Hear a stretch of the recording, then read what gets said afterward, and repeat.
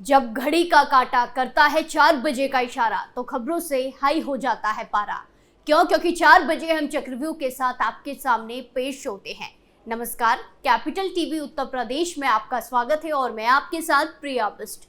आज चक्रव्यूह में बात होगी यूपी उपचुनाव की, बात होगी पटाखों पर तिलमिलाए मौलाना की, साथ ही बात दिवंगत मुलायम सिंह यादव को लेकर दिए गए अपर्णा यादव के बयान की, और आखिर में बात सुल्तानपुर ज्वेलरी कांड में हुए बड़े एक्शन की। तो चलिए शो शुरू करते हैं। पहली खबर यूपी उपचुनाव से जुड़ी है, जहां उत्तर प्रदेश में 4 महीने पहले सपा और कांग्रेस ने मिलकर बीजेपी को करारी मात दी थी, लेकिन उपचुनाव में सीट शेयरिंग पर बात नहीं बन सकी। अब कांग्रेस ने सपा के लिए उपचुनाव का मैदान खुला छोड़ दिया है। इसी बीच समाजवादी पार्टी के प्रमुख अखिलेश यादव ने उपचुनाव से लेकर उत्तर प्रदेश से जुड़े तमाम मुद्दों पर सवालों का जवाब दिया है। इस दौरान उनसे उपचुनाव में इंडिया गठबंधन के तहत कांग्रेस को सीट नहीं देने से जुड़ा सवाल किया गया। तो अखिलेश यादव ने कहा कि सबसे पहले समाजवादी पार्टी ने कहा था और उसी पर आज भी हम लोग काम कर रहे हैं कि सवाल सीट का नहीं, सवाल जीत का है। जिन 9 सीटों पर उपचुनाव हो रहे हैं उस पर सपा के उम्मीदवार हैं और कांग्रेस का उन्हें समर्थन है। इंडिया गठबंधन और पीडीए की रणनीति पर चुनाव होने जा रहे हैं। जब उनसे पूछा गया कि क्या राहुल गांधी से उस पर बात हुई थी, सपा प्रमुख ने कहा कि रणनीति बन सकती थी या रणनीति तभी आगे आती जब कांग्रेस का समर्थन होता। हाँ, कांग्रेस के बड़े नेताओं से मेरी बात हुई है। जब उनसे पूछा गया कि क्या लोकसभा चुनाव की तरह कांग्रेस के कार्यकर्ता सपा का साथ देंगे, क्योंकि ऐसा लगता है कि उनके उत्साह पर पानी फिर चुका है, तब अखिलेश यादव ने कहा कि कांग्रेस पार्टी के जितने कार्यकर्ता हैं वो सभी समर्थन करेंगे। कांग्रेस पार्टी ने उनकी सूची सपा के कार्यालय में पहुंचा भी दी है। गौरतलब है कि उपचुनाव में कांग्रेस ने गठबंधन के लिए सपा से 5 सीटों की मांग कर रखी थी, लेकिन हरियाणा विधानसभा चुनाव का रिजल्ट आने के बाद, परिणाम आने के बाद सपा ने अपने 6 उम्मीदवारों की सूची जारी कर दी। इसके बाद कहा गया कि कांग्रेस 2 सीटों पर गठबंधन के लिए अड़ी हुई है और सपा ने उम्मीदवारों का ऐलान करने से पहले कांग्रेस से कोई बात नहीं की है। लेकिन इसके बाद कांग्रेस ने किसी सीट पर उम्मीदवार नहीं उतारा है। सभी 9 सीटों पर सपा ने उम्मीदवार उतारे हैं। कहा गया कि जम्मू कश्मीर में उमर अब्दुल्ला के शपथ ग्रहण के दौरान अखिलेश यादव और राहुल गांधी के बीच बात हुई थी। इसके बाद सीट शेयरिंग पर कोई विवाद नहीं रह गया था। खबरों में आगे बढ़ते हैं। दिवाली आई नहीं कि पटाखे फोड़ने को लेकर जुबानी जंग छिड़ गई है। लोग हमेशा की तरह 2 धड़ में बंट गए हैं।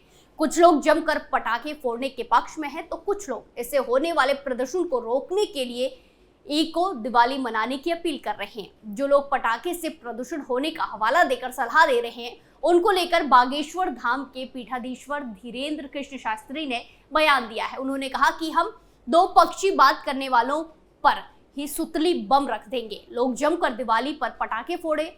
ऐसे में बाबा के बयान से मौलाना तौकीर रजा के पेट में दर्द होने लगा। मौलाना तिलमिलाहट में कहने लगा कि सुतली बम मत छोड़िए, एटम बम मार दो। बागेश्वर धाम सरकार ने लोगों को दीपावली की शुभकामनाएं दी। ये देश का दुर्भाग्य है कि जब भी हिंदू धर्म की बात आती है तो उनके त्योहार पर लोग सवाल उठाने लगते हैं।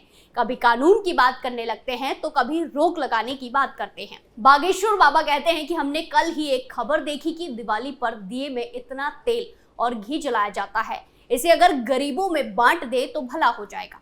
अब महा मूर्ख नंद को कहना चाहते हैं कि इस देश में बकरीद भी होती है, बकरीद को भी बंद करवा दो। लाखों रुपए के जो बकरे कट जाते हैं उन रुपयों को गरीबों में बांट दो, इससे जीव हिंसा भी रुकेगी। दिवाली के पटाखे पर रोक लगाने के सवाल उठ रहे हैं, लेकिन वो लोग हैप्पी न्यू ईयर के नाम पर जो पटाखे छोड़ जाते हैं उन पर तो कोई सवाल नहीं उठाता। बयान के बाद मौलाना तौकीर रजा खान का बयान सामने आया। मौलाना ने कहा कि दीपावली रोशनी का त्योहार है, ना कि धमाकों और पटाखों का त्योहार है। अगर आपकी खुशी का इजहार करने में वातावरण प्रदूषित हो रहा है तो वो खुशी नहीं है। बागेश्वर धाम सरकार के बयान पर मौलाना ने कहा कि सुतली बम मत छोड़िए, एटम बम मार दो। सुतली बम की क्या जरूरत है? हिंदू त्योहार में कुछ लोगों की तिलमहलाहट साफ दिखाई दे रही है। ऐसे में मौलाना के बयान पर कई सारे सवाल खड़े होते हैं। जो लोग दिवाली के पटाखों पर सवाल उठा रहे हैं, लेकिन वही लोग हैप्पी न्यू ईयर के नाम पर हजारों पटाखे फोड़ देते हैं। खबरों में आगे बढ़ते हैं, जहां यूपी में कुछ दिनों में उपचुनाव होने हैं, जिसको लेकर लगातार सियासी गलियारों में हलचल है। इसी बीच उत्तर प्रदेश महिला आयोग के उपाध्यक्ष और समाजवादी पार्टी संस्थापक मुलायम सिंह यादव की छोटी बहू अपर्णा यादव ने एक चौंकाने वाला बयान दिया है। उनके इस बयान के बाद समाजवादी पार्टी और बीजेपी के बीच जुबानी जंग और तेज होने की संभावनाएं जताई जा रही हैं। मुलायम सिंह यादव का नाम लेकर अपर्णा यादव ने कहा कि नेताजी होते तो शायद सपा का बीजेपी में विलय हो जाता। मैं सार्वजनिक मंच पर कहना चाहती हूं कि आदरणीय नेताजी मुलायम सिंह यादव ने सार्वजनिक रूप से प्रधानमंत्री नरेंद्र मोदी की तारीफ की है। अगर वो रहते तो हो सकता है कि वो रहते तो सपा का बीजेपी में विलय हो रहा होता। दरअसल बीजेपी नेता अपर्णा यादव लंबे वक्त से बीजेपी में सक्रिय है। हालांकि अभी वर्तमान में ही उन्हें उत्तर प्रदेश महिला आयोग का उपाध्यक्ष बनाया गया, लेकिन ये जिम्मेदारी मिलने पर वो नाराज बताई जा रही थी। उन्होंने पदभार संभालने में भी कई दिनों तक देरी की, लेकिन बाद में उन्होंने ही इन अटकलों पर विराम लगा दिया था। गौरतलब है कि अपर्णा यादव ने 2022 के विधानसभा चुनाव से पहले बीजेपी ज्वाइन कर ली थी। इसके बाद उन्हें विधानसभा चुनाव में उम्मीदवार बनाए जाने की चर्चा थी, हालांकि उन्हें टिकट नहीं दिया गया। इसके बाद नगर निकाय चुनाव में उन्हें मेयर का उम्मीदवार बनाए जाने की चर्चा होने लगी थी, लेकिन फिर भी उन्हें टिकट नहीं दिया गया, जिसके बाद तमाम तरह के सवाल उठ रहे थे। आपको बता दें कि अपर्णा यादव सपा संस्थापक मुलायम सिंह यादव की छोटी बहू है। वो नेताजी के बेटे प्रतीक यादव की पत्नी है। हालांकि बीजेपी में शामिल होने से पहले 2017 का विधानसभा चुनाव उन्होंने सपा के टिकट पर लड़ा था, लेकिन 2022 के चुनाव से पहले वो बीजेपी में आ गई थी, जिसके बाद वो बीजेपी में सक्रिय है। आखिरी खबर उत्तर प्रदेश के सुल्तानपुर से है, जहां करीब 2 महीने पहले ज्वेलरी शॉप पर दिन दहाड़े हुए लूट कांड में एक और गिरफ्तारी हुई है। यूपी एसटीएफ ने 66 दिन बाद लूट में शामिल एक इनामी अपराधी अंकित यादव उर्फ शेखर को गिरफ्तार किया है।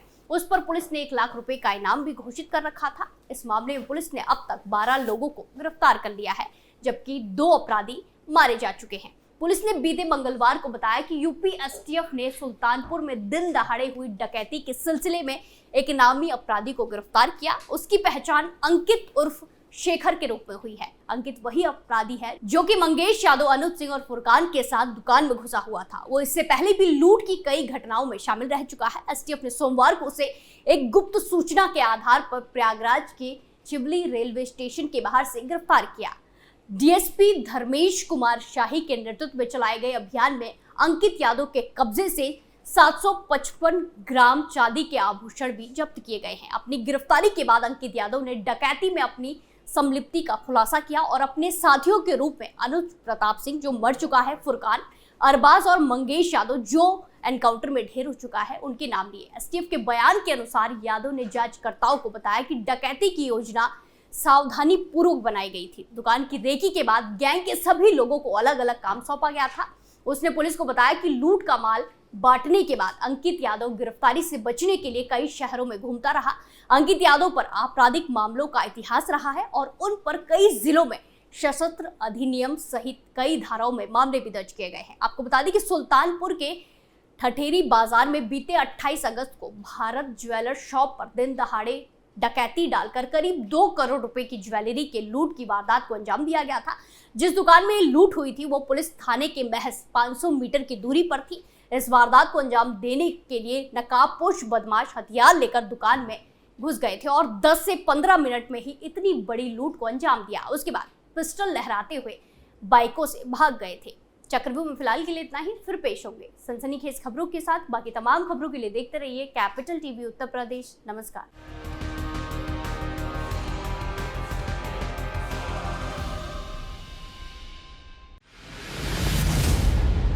मैं राजनीति करता नहीं, पर राजनीति को बहुत गहरे तक समझता हूं। मैं लोगों के बीच रहता हूं, लोगों के मन को अच्छे से जानता हूं।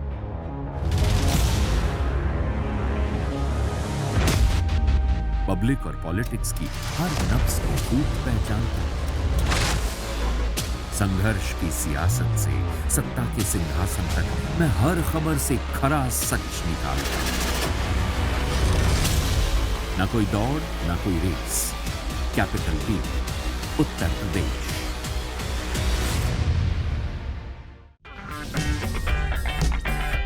अगर आपको हमारा वीडियो पसंद आया हो तो इसे लाइक करें, हमारे चैनल को सब्सक्राइब करें और हाँ, बेल आइकन दबाना ना भूलें ताकि आप तक हमारे वीडियो की नोटिफिकेशन पहुंचती रहे।